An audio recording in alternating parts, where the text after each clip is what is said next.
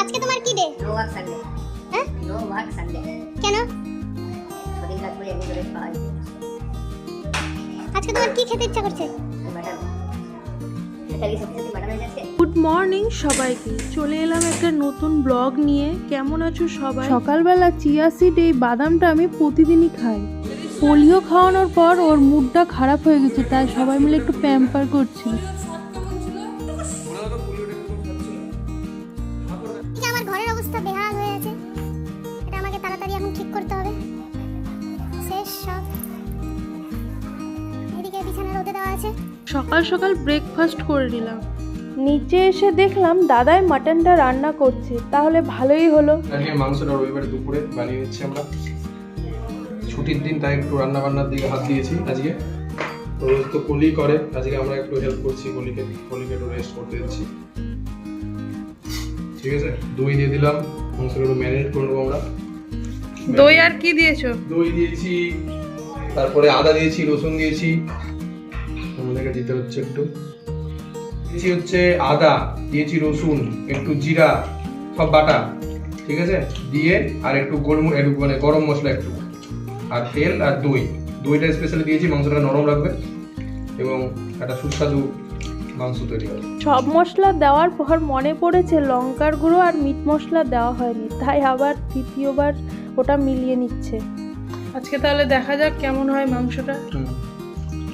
চেন্নাইয়ের শেফ, চেন্নাই থেকে শিখে আসা এই মাংসটা আমরা রান্না করছি। এটা হবে মাটন কষা, কিন্তু বাঙালি স্টাইলে রান্নাটা হচ্ছে মাটন কষা। একদম গ্রেভিটা খুব বেশি হবে না, তবে হবে একটু হালকা ঘনই থাকবে গ্রেভিটা, একদম পাতলা ঝোল করবো না আজকে, রবিবার ওই জন্য। জিরা রসুন একসাথে করে নিচ্ছি আমরা। পেঁয়াজটা করবো না, পেঁয়াজটা আমরা ডাইরেক্ট মাংস দেবো। পেঁয়াজটা কড়াই ভেজে নেবো, ওখানে ঘুরে মাংসটাকে জাস্ট আমরা কষিয়ে নিচ্ছি একটু, ঠিক আছে। মাংসটাকে একটু আছে কষিয়ে নিচ্ছি। আজকে প্রেসার কুকারে হয়তো দেবো না মাংসটা, ওই জন্য একটু আমরা ঢাকা দিয়ে কষিয়ে দেবো, একটু ভালো করে নেড়ে কেটে রাখলাম। এবার আমরা ঢাকা দিয়ে দেবো মাংসটাকে। আলুটা এখানে পাশে ভাজা আছে, আলুটা সুন্দর করে আলু ভাজা রাখা আছে লাল করে। ঢাকা দেবো। তুই কি করছিস? আমি এই যে কটকটিকে একটু খেতে দিচ্ছি এখন।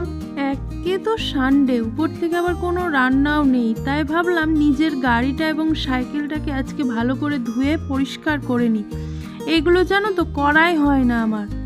এইগুলো ধুতে ধুতে একটা পার্সেল চলে এলো আমার, আমি ওটা রিসিভ করে নিয়ে চলে এলাম বাড়িতে। এইদিকে আবার মা খেতেও দিয়ে দিল।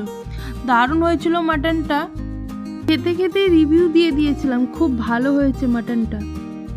কুলগুলোকে গুড় দিয়ে মাখছে মা এদিকে। এর রেসিপি খুব তাড়াতাড়ি ইউটিউবে আমি আপলোড করছি, তৈরি হয়ে যাক একবারে।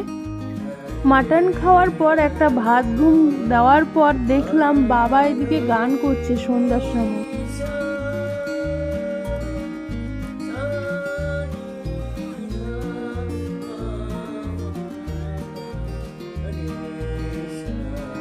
রাতের ডিনারটা খুব হালকাভাবেই সারলাম। ব্লগটিতে যদি কিছু ভালো লেগে থাকে তাহলে অবশ্যই লাইক, শেয়ার এবং কমেন্ট করে জানিও যে কেমন হচ্ছে আমার ভিডিওগুলো। দেখা হচ্ছে নেক্সট ব্লগে।